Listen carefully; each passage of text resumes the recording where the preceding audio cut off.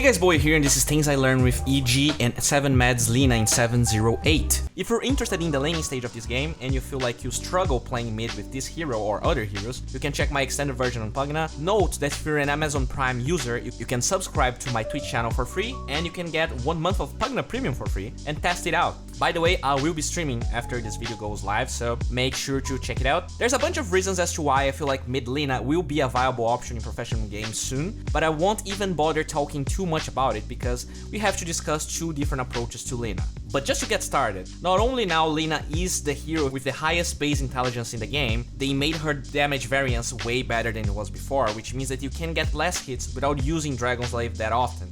That extra 3 damage and a little bit of a difference in variance might seem small to you, but Lina was always a powerful mid hero. I feel like we can start seeing the hero in drafts where you just need more burst damage. The hero does scale quite well, kinda like a Queen of Pain, It's not the best core in the world, but it's still something quite powerful, quite potent, that can farm mansions, that can roach, that can actually siege quite well, especially after level 25. But anyways, going back to this video.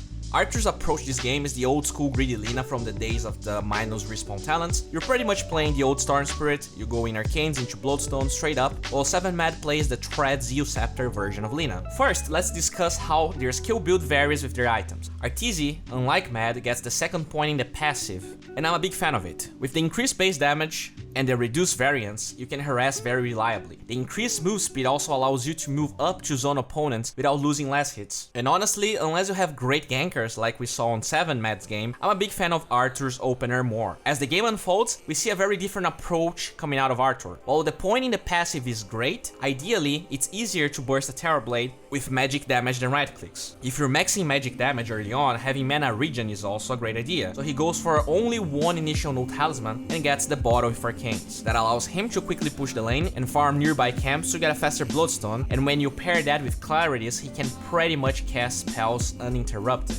On 7MAD's game, the approach is not that different. We see that at level 2 he has a Lassie instead of Fury Soul just because he can set up a gank with his Earth Spirit.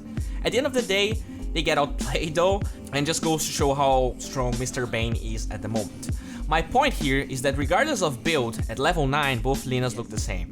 The passive does scale greatly, yet there's no point in getting all that extra attack speed before the damage talent. By the way, this talent is insane on Lina, regardless of the route you go for, and I don't feel like any of the players would ever skip it. You can get 2.5 that amount with an item that you usually get on Linas anyways. You get Arcanes and then you just disassemble into Aetherlands. While if you want 25 damage on Lina, at that stage, you will have to sacrifice mana or mana regen. Anyways, I digress. The difference between both styles starts now. At level 11, 7MAD starts maxing his passive. After all, he has Treads, a second new talisman, so his objective here is with this U-Scepter, just fight and get kills non-stop. If you're going for the max passive at this stage, I do feel like you need at least one type of move speed buff, like drums, phase, or U-Scepter. The reason why I feel like the U-Scepter is the best item of the 3 is that at level 15, you have a 140 extra LSA damage talent. The skill is relatively hard to land, so of all of those items, U-Scepter is the best combination to actually make it work, and also provides mana regen. At the end of the day, RTZ's and MAD's build are very similar anyways. The only difference is the early teamfight style that MAD approaches. Considering his allies, it does make a lot of sense. They can all fight very early on. It's worth noting that since MAD went for the external talisman as well as the U-Scepter, there's no room for bottle, so you need to keep the clarities coming to sustain that playstyle. Eventually though, he sells one of them to make room for the Perseverance, and one thing I really want to highlight is 7MAD's mana regen and the way he kept his stacks up for almost 1.5 minutes. This type of build usually suffers with mana regen, but thanks to the int scaling in mana regen, the Perseverance, the raindrops, he regens 15 mana per second. LSA's cooldown is 8 seconds, which means he got to the point he can roam the map aggressively while maintaining healthy mana levels with 3 stacks of Fiery Soul, and that allows him to scale into Bloodstone later on.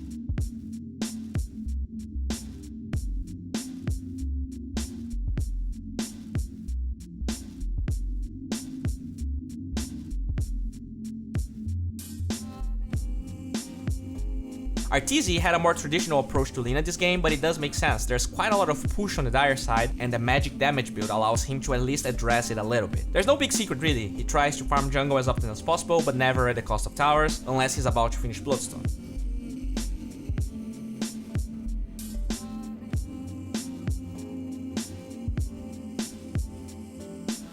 With no extra damage for Treads or U-Scepter, he maxes LSA at level 11, and with it finally complete, he starts being a part of small engagements. We see quite a crispy play coming from Arthur. He knows there's no Doom, so even though there's no vision there, he approaches the Metamorphosis Terrorblade, and when he sees Shadow Shaman, he LSAs preemptively, where he thinks he'll get shackled, and that guarantees him the second Bloodstone charge. Item build-wise, Arthur goes for the Shadow Blade, pretty common item. It gives him more damage to solo kill those heroes that have clutch abilities. Shadow Blade is already a setup item, so going U-Scepter makes no sense here. There's so many clutch abilities like Astral, Doom, Sunder that can jeopardize his ganks, so the Shadow Blade is the best option in terms of damage and scalability. You can see that he barely kills Terrorblade here. Pay attention how he procs the Shadow Blade attack fast enough thanks to having the Fury Soul stacks, and then he gets the kill.